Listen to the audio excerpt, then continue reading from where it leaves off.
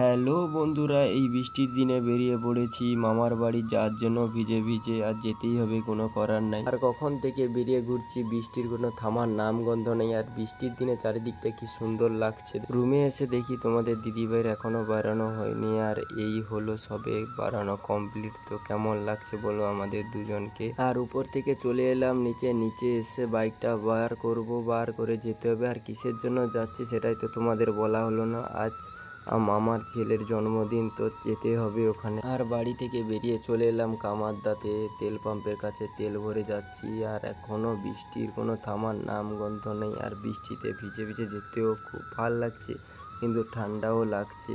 আর বাঁশগড়ায় গিয়ে কিছু কেনাকাটা করেছিলাম ভাইয়ের জন্য, সেগুলো কোনো বৃষ্টি পড়ার জন্য কোনো ভিডিওই করতে পারিনি। আর মামা বাড়িতে ঢুকে সজাই কেক কাটা হচ্ছিল, ওখানে চলে এলাম কারণ ওখানে সবাই ছিল। আর আমাদের আসতেও একটু দেরি হয়ে গেছিল। তো বন্ধুরা ভালো থেকো।